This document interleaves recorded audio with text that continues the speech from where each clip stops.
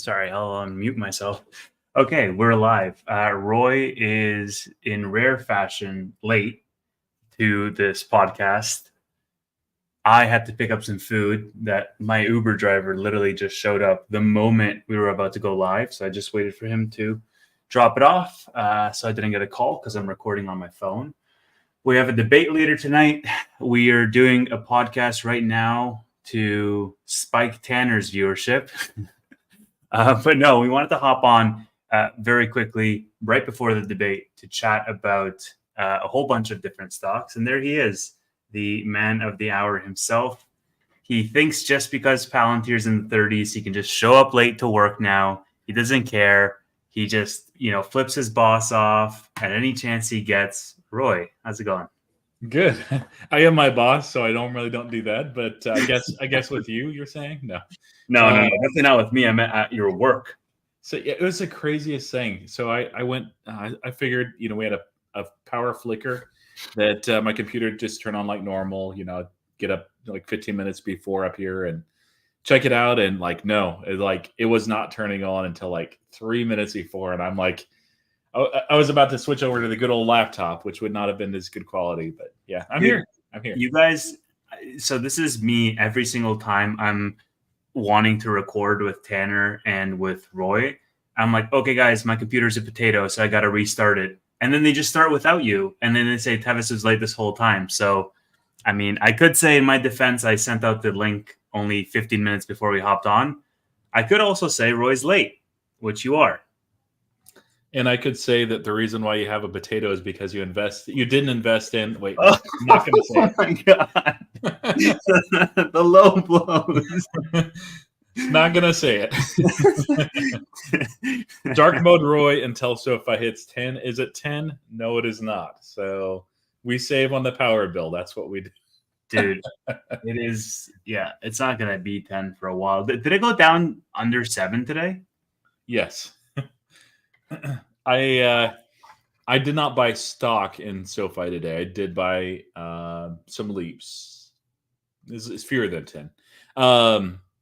But yeah, we'll see how it does. But I'm so bullish. So if I actually have it's been like 6 months since I've done this, but I have my whole portfolio review coming out tomorrow of like where allocation is and everything. So Sofi is actually my number 2 position.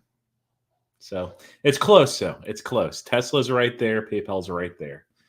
So like one really good or really bad day from any of them, and then they're the new number 2. Robinhood is also right up there too. So yeah. What's your plan with Robinhood at this point? Like, you still planning? I know you were like flipping your leaps into shares, but my idea was that you were gonna sell out altogether for Robinhood. I have no shares. Oh, you have? Oh, you have only leaps? Only leaps. Yep.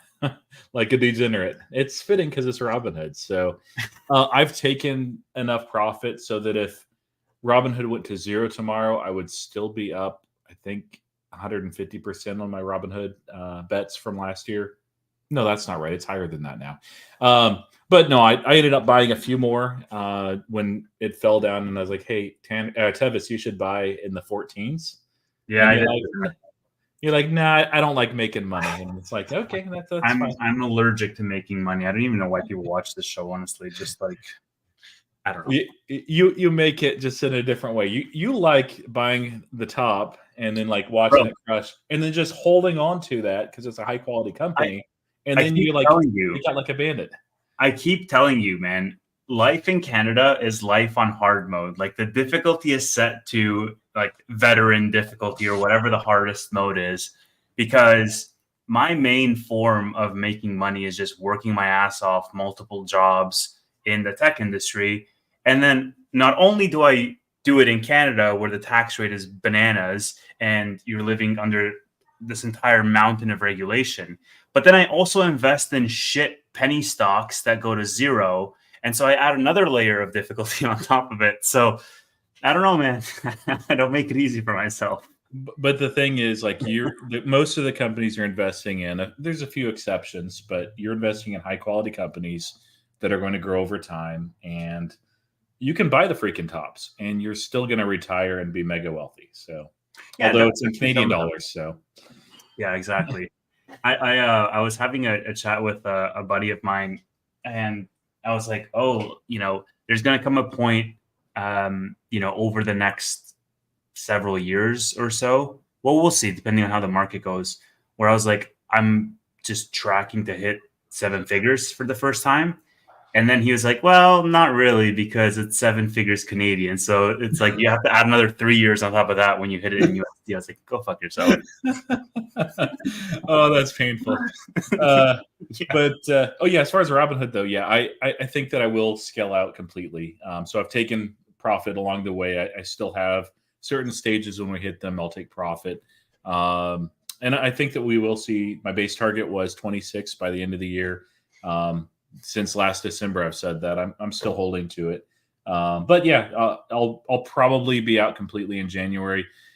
There is this event that's coming up with Robinhood in October, and Vlad went on today, and he was very closed mouth, but he is a lot more excited about this event, and it's a multi-day event than the Robinhood Gold event. So I know some of that will be different tools for traders that are coming out, and they've been working on the actual program itself, but I don't know. We'll have to see. Like Robinhood's long-term thesis has gotten a lot stronger to me instead of just being a purely cyclical play, which is why I entered it. So yeah, if something comes out in October, then I'm just like, hey, I got to have a piece of this. I don't know, maybe I'll exercise a couple of my covered calls. I probably won't have a large position, but like 2 or 3% I'm fine with. So let me ask, a question that I have to ask, which is, at what point do you think about selling your Robinhood and buying SoFi, or selling anything that's run up quite a bit and buying SoFi? We'll have to see. Like SoFi is my number 2 position right now, and I think I'm good where SoFi's at. I think one thing that I'll do, I do have a few 2025 leaps that are $10 strike that are not.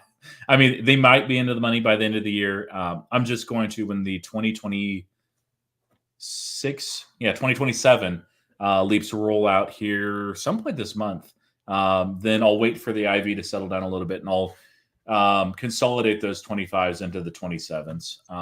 I might add a little bit at that point, but I think I'm pretty happy with where that position's at. I would actually rather add, even though they're neck and neck, to my Tesla position, which I'm adding to basically every week, and PayPal, which I'm adding to maybe every other week or so. I bought PayPal today, so that's amazing. Yeah, no, SoFi is going to be really good, but I already have a lot of it, and I just feel underweight with Tesla. And we might talk about it a little bit more today, but like Alex Chris as CEO of PayPal, like he is killing it. He is absolutely killing it. They're all, so like just one little thing. They're doing the Goldman Sachs Cornucopia Communicopia. It's a stupid fucking name, dude. I can't even. Yeah. So multi-day event, lots of people speaking, and I paid very close attention to Anthony Noto's, which was all right. There was some good information there. It was mostly what you expect with Anthony Noto, nothing too bombastic or surprising. Vlad went this evening, and it was really tame. Robinhood is like, yeah, he's not going to share anything because they have their big event that's coming up this next month, and then Alex Chris goes on, and most of it is known information, but he just like dumps the whole thesis of why PayPal is a growth stock still, how different it is in the 1 year that he's been there in the CEO. That like just the one thing from that is like before Alex Chris, you had individual silos of all the different parts of their business. And so you had Venmo, you have Braintree, you have PayPal Complete Payments, which is on a small business side. You have Zoom. Nothing communicated together. You couldn't send money from PayPal to Venmo or back and forth. They would roll out updates, but it'd be very slow. They did have some innovation, but it was slow. It really was. And everything just competed even sometimes against itself. Like Venmo margins competed right there with PayPal margins because it was offering a lower rate. And it's like, why would you do this? This is really stupid. Braintree was cannibalizing some of PayPal branded stuff. So Alex Chris has come in, and instead he's like, hey, we have all these massive advantages that we're sitting on doing nothing, namely data. And we have all these different segments where we've for some reason, bought companies back like 6-7 years ago that still have their own separate HR department. That's not even integrated. It's like, what was the previous CEO doing? Like, I don't know. It seems like he just fell asleep at the wheel. So my PayPal thesis, simple as it is despite competition, despite really poor leadership, despite lots of headwinds, the business grew. And Right. now they have resolved each and every one of those things. So yeah, I'll add, SoFi here and there, but mostly like Tesla, PayPal, or a new position, perhaps HIMS. Like HIMS, I'm very interested in. Like your videos are good on it. Keep doing videos each and every week. But so there's some HIMS news this week. There is. Yeah. Talk about that. Tell me about that. Okay, so just for the 90 people that are here, we're gonna talk about HIMS. We're gonna talk about Google / Palantir / the AI trade in general. We're gonna talk about what else do we have on the docket? I mean, Tesla's robotaxi event is in a month. They have wireless charging now. They filed a patent for it. I don't know if we want to talk about it or not. Anything else that you would want to add to the docket, Roy? I think that's good for now. Well, we might go into the Ally stuff because it hit. Right. SoFi, Anthony Noto, Ally stuff. I'm going to get a drink. Roy's going to entertain you guys for just a second. All right. So I left my ukulele at work, so that kind of entertainment is off the table. I guess we'll talk about Palantir since he's not here. Since last week, on Friday, it was announced that Palantir is now entering the S&P 500. It's gone up tremendously in price as a result, partly because it's underowned by other institutional investments as they are looking to go into the S&P 500 here in a couple of weeks. There's some mandated buying. Some good catalysts there, some new partnerships. Their oldest client, BP, ended up expanding their AIP contract with Palantir for 5 years out. Net dollar retention is going to go, hey, Tevis, how you doing? Palantir? Yeah, it's like, if you're gone, I can talk about the company that you... Did you end up buying 100 shares like I told you to? Just start a freaking... I didn't because it's still going up. Just start a freaking YouTube channel and just talk about whatever you want to talk about. Okay, Tevis. You said, like, I'm going to start a friend's portfolio. I don't have money, Roy. I'm buy broke. 1,000 shares, or not 1,000 shares, $1,000 worth of... 1,000 Canadian dollars, dude. Okay, yeah, so that's like $50. But still, you could have bought 2 shares of Palantir back, when... I think it was $30 when I was saying, hey, just, get Palantir, buy it. You'd be up, what, like 13%? 12%? I would be, yeah. 13% on 1,000 Canadian dollars it's something. You can buy like a McDonald's meal or something. Yeah, exactly.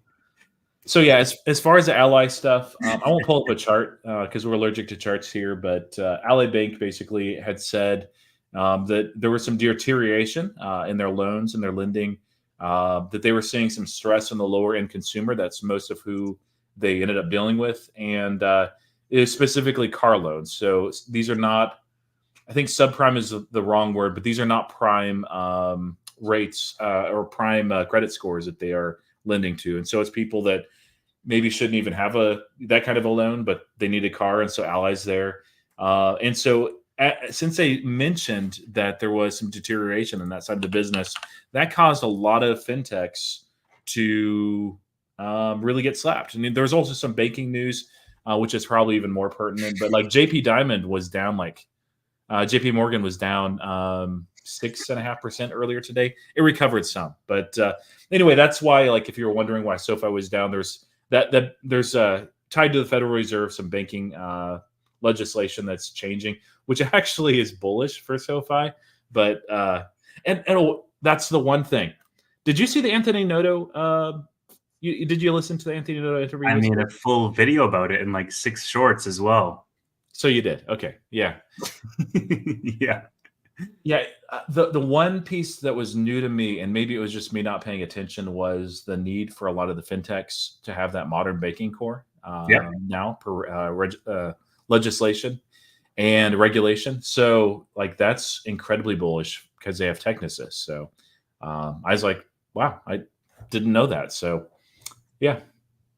Dude, look at just this. All right. This is what I want you to look at. Ready? Your boy is the unpaid marketing division.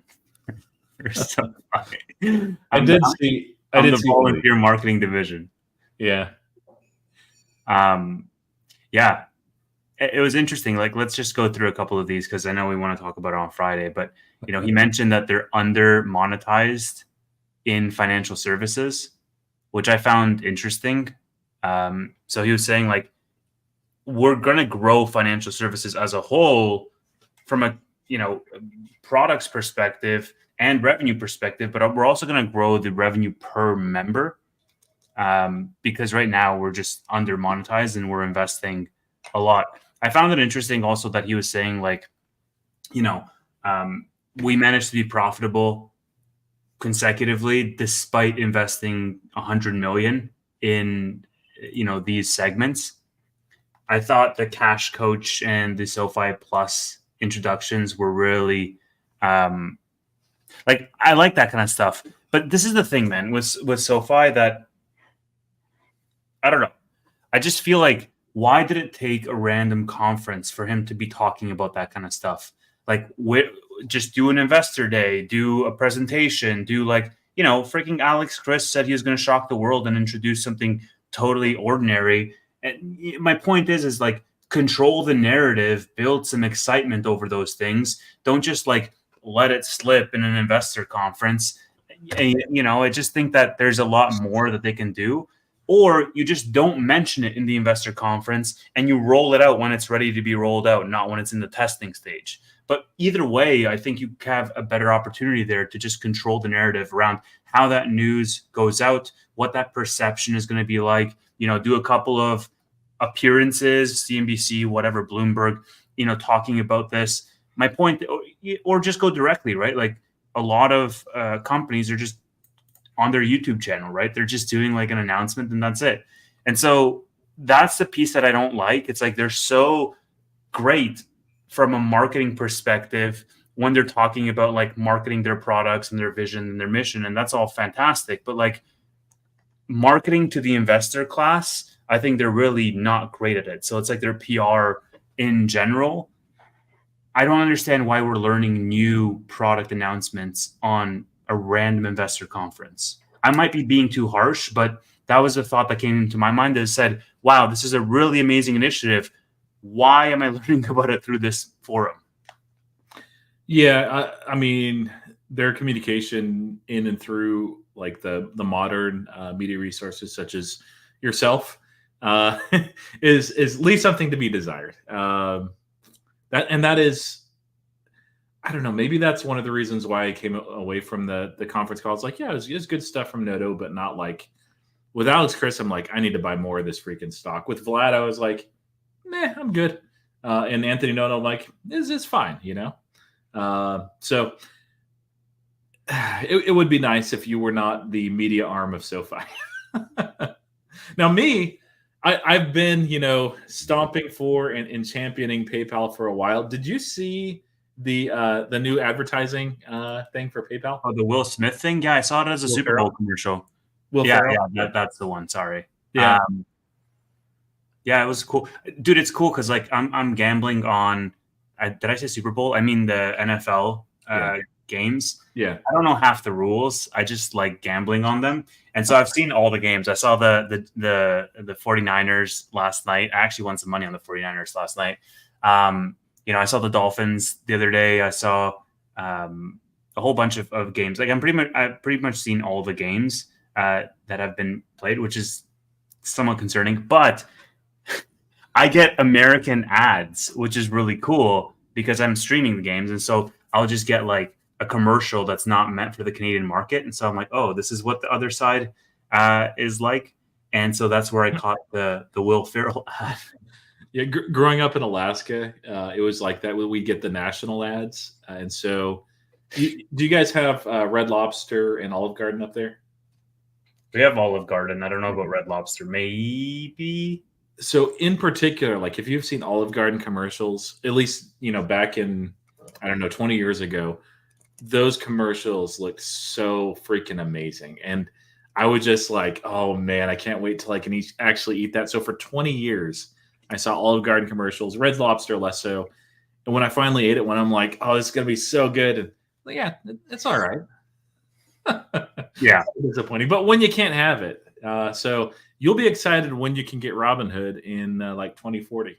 It's right there. If that, man, I think it. So here's the funny thing: Robinhood has offices in Toronto, and they hire from Toronto all the time, and that's cool because they have a presence here. They just don't have their product here, which is a really sort of like I feel like I'm like at a sort of like remote tech arm in like Eastern Europe or something. Like I'm in a satellite office.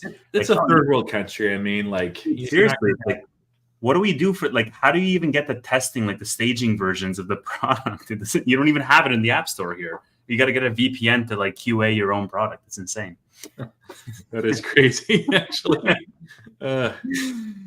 Okay, so yeah, you're the outsourcing. Yes, exactly. I just want to play this clip partially because I spent part of my Monday night making it as I was watching the game, but also because I want to get your thoughts on these closing remarks by Anthony Noto at the conference tomorrow. Tanner's going to hate us because we're talking about all this stuff right now, but I'm sure he'll live. Yeah. All right, here we are.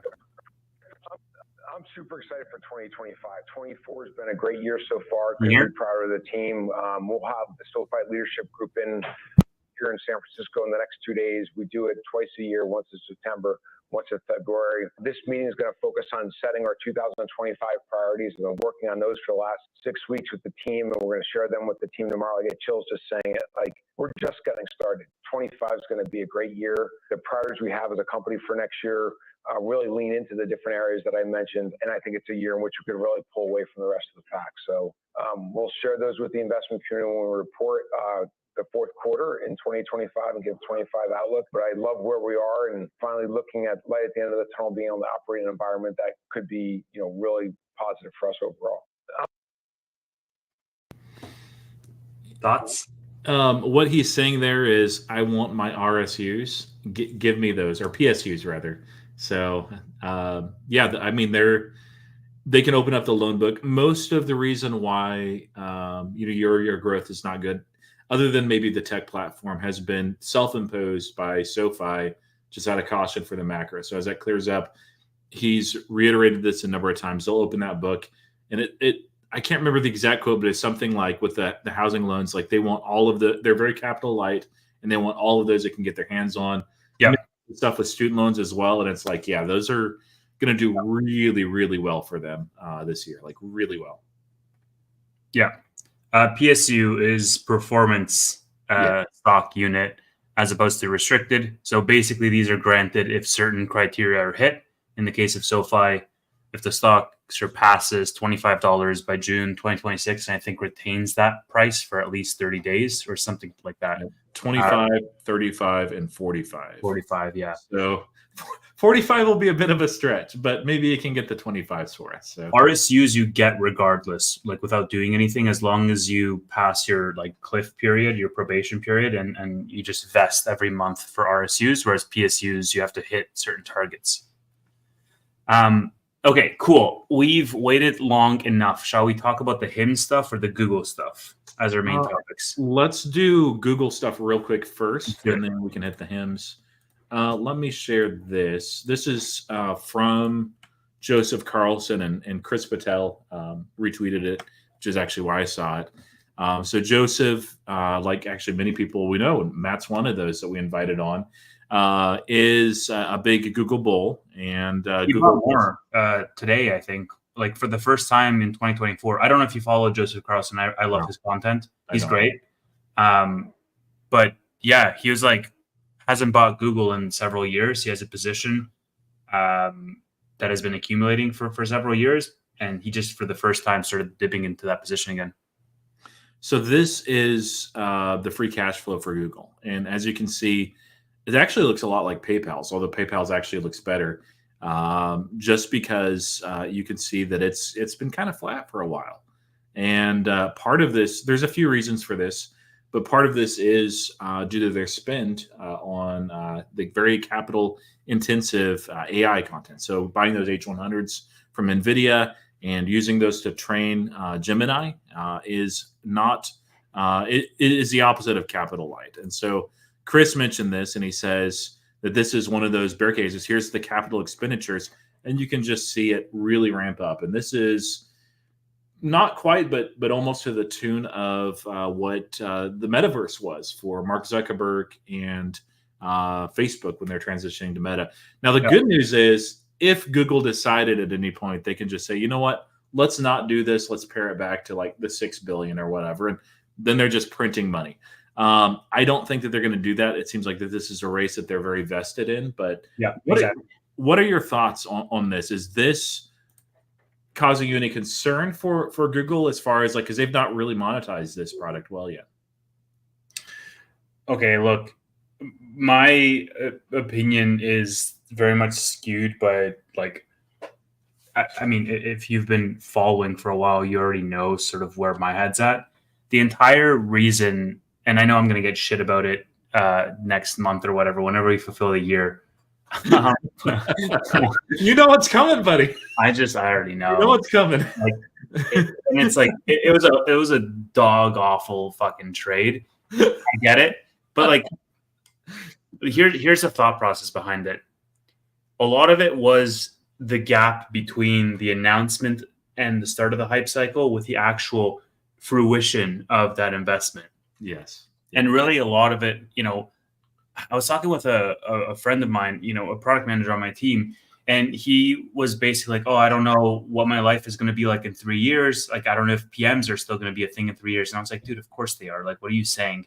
He's like, oh yeah, with like AI, like how fast it's advancing. And I was like, dude, do you remember 3 years ago, we were all going to live in the metaverse? Like you know what I'm saying? Like that hasn't happened. And so you naturally have this massive like rush to buy the stock because you're buying into that hype, you're buying into that narrative, and then you're going to have a crash and you're going to have this entire lull where you gradually stair step upwards until you can get to that point where you're actually seeing the tangible results of that investment. I think, you know, the metaverse is very, very similar to that. I think we're not going to be seeing the results of the metaverse for quite a while, probably like quite a while, let's say. I think AI is going to have a much faster loop, but it's going to have that loop regardless. I think the thing that I under-indexed on AI was just how impactful it was going to be, because in my mind, I associated really heavily with the metaverse where like people, it was like a euphoria cycle, and then people were coming down from that high. And, you know, these companies, I think, and so essentially that was something in my thought process around selling Palantir, because I was like, dude, like this thing has gone from like, you know, $7 to $16 and they're growing 17%. Like this doesn't make sense. Granted, they're accelerating their growth rate. They turned it around. Absolutely great. The point still stands on a macro level that people really at a high level understand the potential for AI, but they don't have tangible use cases for AI across all verticals right now. Yeah. Other than like the ambiguous, oh, it's going to have operational efficiency unlocks. Okay, what does that look like for your org? And so my point is, it's going to take time for it to materialize and for the profits to start rolling in. NVIDIA is selling the picks and shovels. So NVIDIA is already front loading all of that. For Google to figure out what is their AI play, like where do they fit in the space? For Palantir, I think Palantir might be a little bit further ahead because of the ontologies, you know, but for these other AI companies, it's going to be difficult, and there's going to be a natural lag from where the expenses are being burned essentially to when you're actually going to start to see that cash flow come up again. And it's a rock and a hard place for these companies, because I just think that they can't afford to let off the pedal, because other companies are just going to gain more market share. You have Meta in the space, you have Apple, you have Google, you have, you know, Amazon, you have all of them, right? And so Google right now, yes, they're burning more and more, and they're probably going to keep burning more and more, but they can't afford to take their foot off the gas, because they're just going to give the lead to somebody else. And there will come a time with these hyperscalers where they will be able to monetize it. It's just not a promise of, is it going to be 2025 or 26 or 27? And so I think people understand that. The flip side of that argument is, of course, like, the moment that Zuck stopped spending as much on the metaverse, and he did headcount cuts, and he was like, okay, I'm going to focus on shareholder returns, and they issued a dividend and all that. Like, the stock did a 3 or 4x, and so investors really love that kind of stuff. So it's a balancing act, I think. And this is a very like caveman take, I understand, but I just think it's a balancing act on a macro between the capital expenditures and the amount of rope that the market's going to give you until when they expect that money to be returned in spades. And right now, it's just all of these companies are walking that tightrope at a super high level, like on a macro perspective. That was a thesis with the AI trade being overblown in that hype cycle.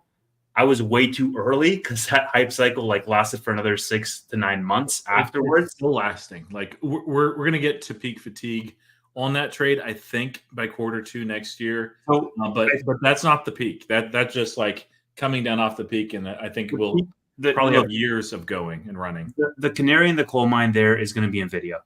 There's going to come a point where NVIDIA is going to start plateauing in terms of their growth rate, in terms of their revenue, because A, people are front loading all of the supply, and B, like there's just the supply constraints are going to fall. And so once NVIDIA starts plateauing, the stock is going to freaking tumble. This is why even, they reported right now and they had like a marginally like lower growth rate than they would have otherwise had. And the stock took a super outsized negative hit because people are starting to see, like they're going to see the writing on the wall, and the market is forward looking enough. And I think that is going to be the first domino. And eventually all of these other companies are going to get penalized for the expenses with regards to AI for as long as they can't justifiably show the rewards for AI. So let me tell you something on Google. Well, let me ask you this. Sure. We talked about Google before. It's like 6 months ago. What was my opinion on Google then? Was I super rosy and favorable, or pretty bearish, or do you remember? You thought Google was woke and Gemini was not going to make it because of the wokeness. They needed to reshuffle. Yeah, I don't know. I was wrong on some of that. Sundar came down a little harder on those that were protesting in office. And I was right on Gemini at the time, but throw up this. This is the LMSIS Hugging Face arena board, if you've ever seen this. This is basically what it is you have it do a problem, or you ask it for something, and then it pits 2 random LLMs. And you can see how many there are. When I last was using this actively, there were like 100, and now there's maybe 150 that they can access to. 139. There we go. Total model. So this right here, these are a commodity. Now it ranks the leaderboard here. This is just the ranking breakdown, the most recent. ChatGPT 4.0, the latest version. Yeah, it's amazing. Like, it kicks butt. Even like the image stuff, which they don't do here, they've gotten so much better. It even, you can write words in pictures. It's like, you should be able to do this, but like, so the thing that shocked me though, I got this phone. It's a Google Pixel 8. Had this, before the 9 came out. It's time for an upgrade. It's really good, but they haven't integrated in it Gemini, which I turned on because I was like, hey, I want to use this. It was such a terrible experience. It couldn't schedule anything for me. Couldn't text for me. Half the things that I told it to do, it could not do. But this right here, like, look at this. Gemini, this is Pro. This is the paid version. I'm using the free. I'm not paying for it. But you can see Gemini, Gemini, Gemini, Gemini. It's all over the place. These are different versions they're running. It has gotten a lot better in the month and a half to 2 months that I've been using it. So you couple that with the Apple event. Now, did you see the Apple event at all? Yeah, I did. What did you think of their AI push? Yeah, I mean, it's not like I was fairly. It's the same shit, dude. It's terrible. Like, it's freaking okay. So let me share this then. So here's the thing, because I do think that there is a middle ground here, Roy. Like, I'm not saying that Google is burning that money, right? I'm not saying that they're just absolutely throwing it into an incinerator and burning it. Yeah, Apple has no innovation, right? I get it. Like, Google is going to spend that money to enhance their models to make it, more impactful, whatever. What I'm saying is the middle ground of they can be the best in the market, but 6 months ago or 9 months ago, like whenever, ChatGPT came out, a couple of years ago now, a year and a half maybe, everybody thought it was going to replace Google. Like it was going to be a paradigm shift. I'm not saying that's not going to happen. It still could happen, but people were buying into that AI cycle on this like vision of what the AI world would be years from now. And right now it seems as though, well, okay, we're seeing all the expenses. We're seeing all the investment that's coming out of it. We're not gonna see, the tangible, revenue benefits that are going to come for the next little while. For the hyperscalers, yeah. And especially because they are engaged primarily in the LLMs. They're chasing that, that Gemini, and it takes an amazing amount of investment. They're getting very little back for it. But I'm neutral on Google. I'm not bullish, but I'm neutral. For me, like that's a big change. And the biggest reason is commodities. If you're in a commoditized market, you can still do okay if you have scale, and Google does. Pretty much all of the Mag 7 do. Like they can create these commodities, they're fine. Like somebody like Snowflake is trying to do it, they're gonna be in a world of hurt, and they've been trying to do that for a little while, so that's their mistake. Apple, their AI product is a joke. They don't have it. I mean, like they've upgraded Siri maybe a little bit, and they have Apple Intelligence is like. I was not impressed. And to the point where they're outsourcing, which this is the right thing to do when you don't have the chops for it. Some of those searches on OpenAI, that's fine. But Samsung already uses Google's Gemini. Apple, it seems like, was pretty close to considering it. And so they're instead kind of doing their own thing, which is going to suck because it's Apple. They don't know how to do this. And so Google is probably going to be the first one of these. And it may take another generation or two of the phones and developing software and the applications and integration. But I think they're going to be the first of these that actually has a phone that's like that next stage of phone that has the AI extremely well integrated. They're not there yet with the 8 for sure. The 9, I don't think so. But yeah, so that is pretty interesting. Like just that they're going to get there first. And I didn't think that they would. But it's a lot of it is just Apple absolutely sucks at doing this sort of thing, at innovation, and Google, I don't know, they're killing it on that front. Look, man, I don't have a stake in Google, and like I'm not as bearish as I was when fucking Black George Washington was being spit out of Gemini. I made an Apple trade, right? Like I bought Apple when I was in the 160s, and I sold Apple when I was, I think, 218, 219 or something that I sold it at. And the reason why was because Apple got max disrespect on the AI side of things. The thesis, like I understand Apple's out of innovation. It's just copy pasting the same shit. You're just buying a slightly better, camera and slightly more nits or whatever. I get it. I don't disagree with that at all. What I'm saying is, like, the thesis of why I think Apple gets max disrespect and why that's like overly bearish is Apple still has that ecosystem. So let me ask you this. I would venture to guess that most people don't look at the accuracy of all of these models, maybe ever. Definitely not on a regular basis, but maybe ever. We do because we're sort of completely entranced in this, like, Twitterverse where it's just news overload. But for most people, like if I go around my office and I'm like, hey, can you ask AI to do something for me? They're all going to go to OpenAI. They're all going to go to ChatGPT. Why? Because they have a first mover advantage from a marketing perspective. They have a first mover advantage from an awareness perspective. They're not going to say, okay, well, actually, Gemini gives me a slightly better result, or Grok gives me a slightly better, result, or whatever. And so it's going to be the de facto engine that's the easiest convenience for them that they're going to end up using, not necessarily the one that's the most accurate for them. They're not going to be splitting hairs. Like I'm talking about the average person, right? I don't know about bespoke use cases, like on an organizational level, like a B2B, like what Palantir might be doing. I'm saying from a purely like what do you call it? Like a Gen AI point of view, people are just going to use what they've been using. I think for me, if ChatGPT had the context, that would be a super game changer in terms of the value that it unlocks for me.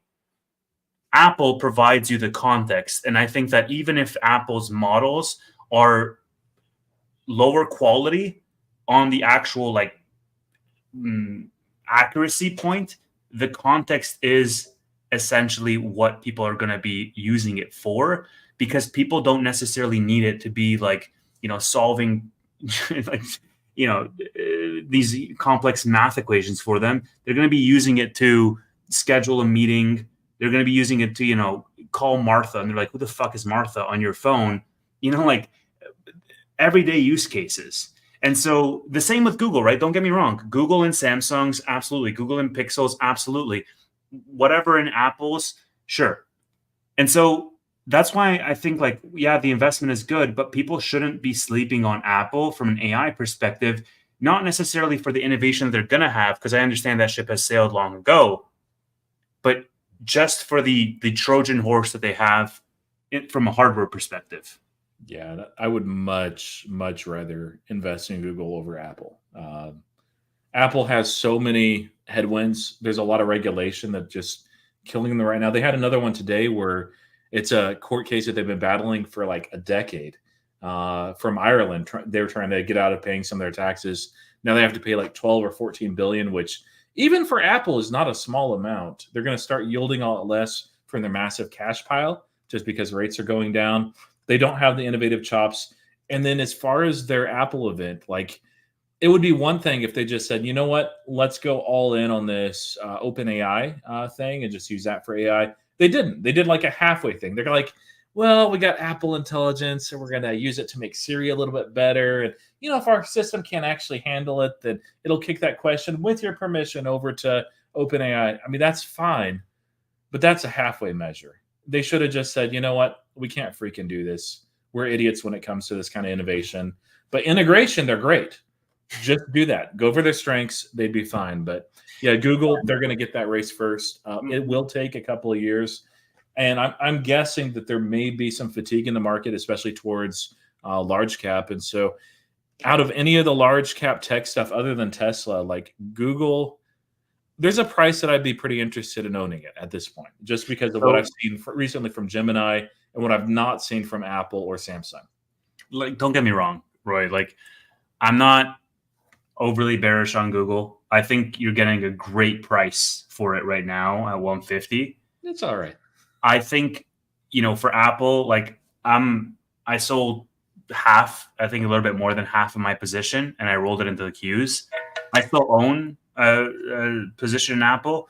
It's about size the same as my Microsoft position, about size the same as my Amazon position. So I'm not really making a statement or a bet on, me placing my Apple being my horse in the AI race. Right now, I'm like totally neutral in terms of who I think will be the best AI investment. All I'm saying is, we're not necessarily debating here or arguing whether it's Google or Apple that's going to be the winner. We're saying, and by the way, I think that Amazon has a really solid chance and is going to be probably the more nuanced play. Whatever. Yeah. Topic for another time. What we're arguing is whether or not the market is going to be catching its breath on this AI hype cycle. And I think we're both agreeing that it is going to be the case that, the moment that NVIDIA starts to show an inkling of weakness, more so than they've already showed in this most recent earnings, the entire, they're going to drag the entire sort of AI play down, similar to how the metaverse, did, how Facebook did with the metaverse. Definitely not to that scale, because I do think that AI is more tangible on unlocking value than the metaverse is. I think it's more important in that perspective. But again, it's going to go through its natural cycle of that hype wave dying down, and you're falling into this, lull where you're just waiting for the technology to be built sufficiently so that it actually gets to a place where you can see the tangible, free cash flow results, the revenue results, the how the applications of who's going to win that race. Now, the one thing that I'll say, there will be AI fatigue. That's an opportunity, I think, depending on what it does to the price action, to get in some of the names that you and I may have seen just pass us by. And it's a good time to go into hyperscalers, possibly. Maybe Palantir would be a good buying opportunity depending on what happens with the price. But Larry Ellison from Oracle went on, I think it was yesterday. I didn't catch the earnings yet, September 9th. Really good earnings. Oracle's not a company I'm in. They do partner with Palantir, which is one of those interesting things. But I think it was Amit just mentioned how killer the earnings was. I pulled up the transcript, and he's actually asked by an analyst is what they do. They're among the hyperscalers, and he was like, it basically is asked, is AI real, and how is it being used other than these niche circumstances? And so he goes through this beautiful thing. Like, he's like, okay, let's take the healthcare space. And he goes through for like minute after minute after minute, just talking about this is what they're doing. And then AI, and then this is what they're doing. AI, these are the real results that they're seeing, AI. And so there are plenty of use cases. The challenge is some of those, like the LLM, take longer to develop and actually monetize than others. Palantir was able to monetize it quite quickly, but it's more of a pure AI play, and they're not in a commoditized market, which helps. But as far as like a consumer-facing product that people use en masse, like that's going to be through the phone more than anything else. Like, I can't imagine that's going to be the Vision Pro or something like that, or on the computer. But Chat GPT, it's like right now, I think most consumers think of that as the same thing as AI, and that it's just a cool program. It's like, no, it's changing things fundamentally in the back end. There's a lot of companies that'll benefit from it, but fatigue, when that sets in and the narrative becomes like AI is fake, it's not real, it's all just a bubble, which there's some of right now. When you see that in the headlines every single day and it's smashing these stocks down, like if you're interested in some of these companies and you're like, hey, I want to get in a certain price, like set those alerts, and that's your opportunity. I think we're going to get that here in the next probably 9 months. I definitely agree with you. And I think a lot of these stocks are going to have a pullback. I mean, like, I wish you, like, I said it over DMs, like, I wish you all the best in the world, but like Palantir is what, like 30x sales or something ridiculous. Like, it's not 20 anymore, But so here's my thing, man. And like, I'm taking some examples from my real life. We are a B2B SaaS business, and we have a board of directors, and I meet with them every month, whether I like to or not. And I talk to them about our product roadmap, our product strategy. And there came a time at the beginning of this year where all they could ever talk about was AI this, AI that. Tell us your AI vision. How are you going to be number one in this space for AI? What are you going to do for AI? How are you going to unlock efficiency with AI? And, we laid out a 3 and a 5 year plan for AI. And, here's where we think we can go. And here's what the future could look like potentially if these models develop a little bit further. And guess what? We built 2 features for AI. And now I have a board meeting like next week, and nobody's freaking talking about AI. They're talking about like, how are we going to capture enterprise deals more heavily? How are we going to move upstream? Like, the focus has shifted. And that's, to me, again, a very anecdotal sort of small scale example. But to me, it shows that this was like a fleeting type of thing. And what I mean by that, I want to be very careful here, because I don't think AI is fleeting. I think AI is real. I think the blanket spray and pray application for every single fucking vertical, I think that was the fleeting thing. AI is not just like a shotgun you can just shoot across the entire fucking world and it's going to unlock efficiency. It's applicable to some verticals way more than others. Mm-hmm. And I think people are just realizing that, like, hey, this is not like the silver bullet that's going to, solve all of the world's problems. It's going to help some industries more than other industries, but we need to let it actually develop and not just like rush in on the promise of something that's going to come 10 years. Because if you do, guess what's going to happen? You're going to go into a stock and it's going to 4x or 5x over the course of the year. And then it's going to pull back by half. And then it's going to be kind of like in between for the next couple of years, and eventually it's going to grow into that valuation that you initially bought it for all those years ago. Overly cynical take, I know, I get it. I'm not like, that's not the consensus take, but that's just where I think it's going to happen. And I'm using the metaverse sort of chain of events as my template for modeling that out. Yeah. I think this is more internet than metaverse, or more mechanization of the 20s. But yeah, there are lulls in the cycle. That doesn't mean the cycle's over. It just, the hype has died down a little bit and people are skeptical. And that's actually good, because there are companies out there that just say AI and they slap a label on something, and it's not AI. It's just a junk product. It's vaporware. Or they say, hey, we're developing these models and these AI agents, but are they? Like, are they actually using? So not every company that says AI is created equal, but Google, don't count them out. That's just all I'm saying. Now, let's pivot because we want to wrap up before the debates. HIMS. So you had a question from SAGEG in there. At the very beginning.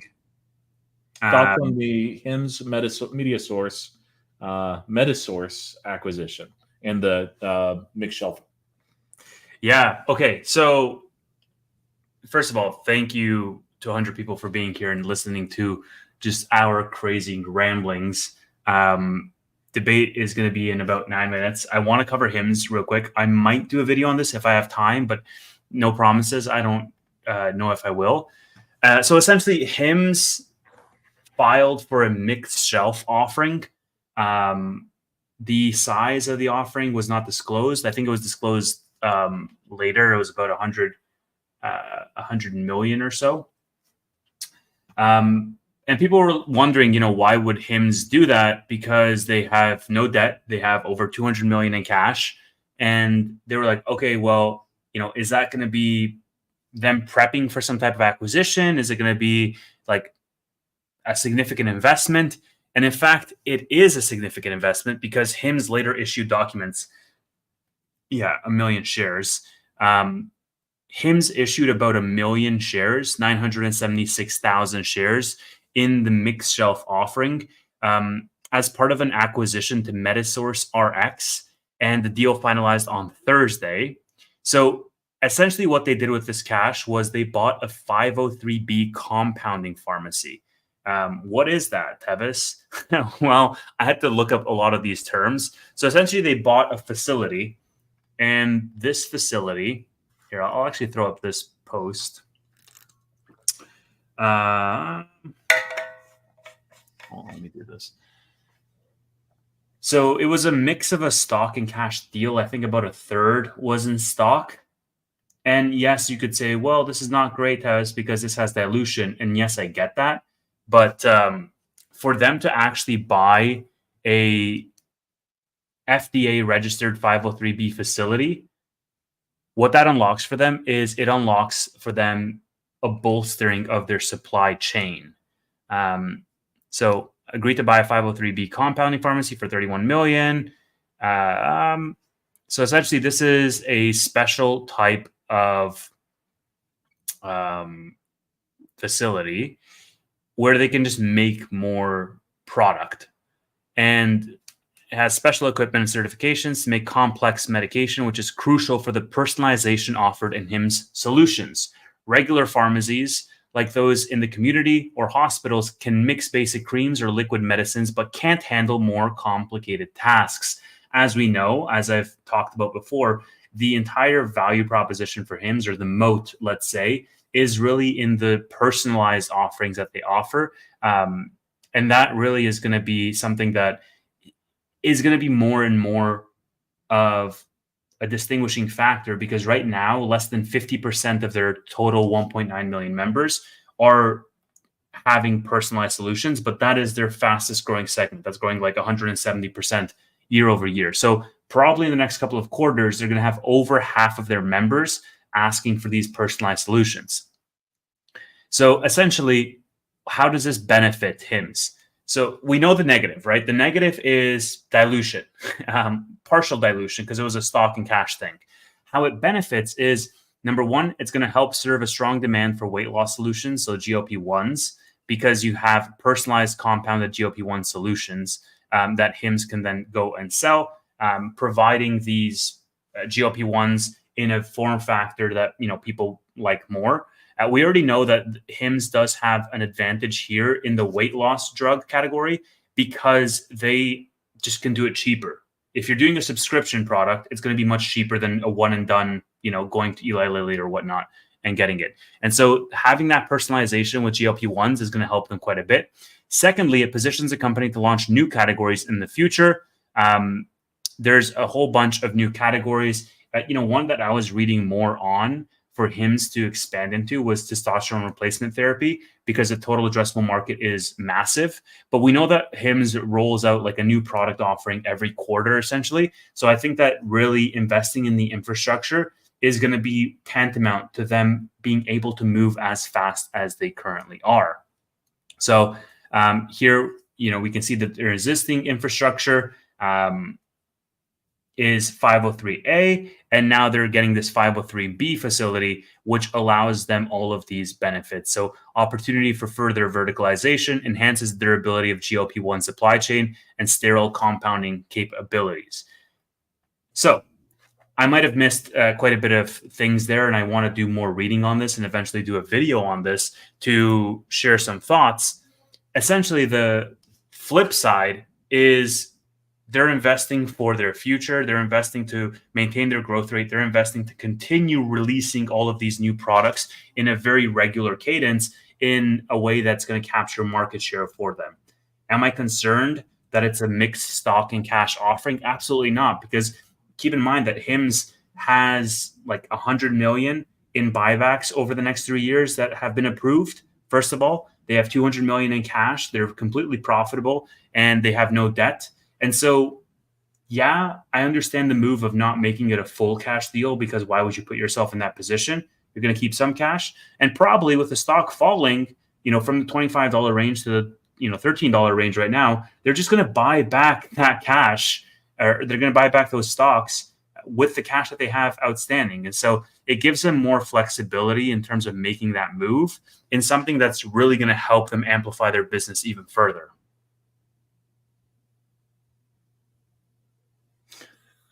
Thoughts? Yeah, that makes a lot of sense. I didn't know all that piece. It's a smaller acquisition, so it's not a big deal. They're not diluting by leaps and bounds, and like you said, they're buying back. So it seems good, seems viable. They're still on my list that I'm watching and waiting for certain price entry, which we may not get, and that's fine. But yeah, I mean, basically that's what they did. Debt is expensive, especially if you're a company that doesn't operate on debt. Most companies do, but I really love holding companies that have very, very clean balance sheets where they just don't have any real debt and it's just cash. On top of that, if they print cash and also buy back, I mean, there's not a lot of those companies. So especially ones that are growing as fast as him. So, but it's something that will not only help the rate of production from a supply perspective, but will help them further entrench that moat of what makes him unique in the market relative to competitors. Because I mean, last week we talked about, well, Amazon can come in. Well, Eli Lilly can come in. Well, all of these people can come in. Well, no, because the personalization aspect paired with the subscription aspect is something that differentiates them, especially with big ticket items like the GLP-1 solutions, where I think, what was it? Eli Lilly was selling them at like 500 a pop or something like that. Like that's going to make a dent in the average person's wallet in their budget, right? And so having that subscription, where I think the average subscription value is like $50 a month for HIMS, like that is a much more, I was going to say that was an easier pill to swallow, no pun intended. But the point being is it's multifaceted because it helps it from a supply chain perspective, but it also helps them further entrench the moat. All right. Well, debate's about to start. So yeah, check it out. Check out Tevis's videos on HIMS. He does a good job of breaking it down if you're not familiar with the play. Yeah. Everybody, thank you so much for being here right before the debate. We'll see you in a week for the next episode of the Btlg Wkly. Tevis for president. I endorse this message, and we'll see you next week.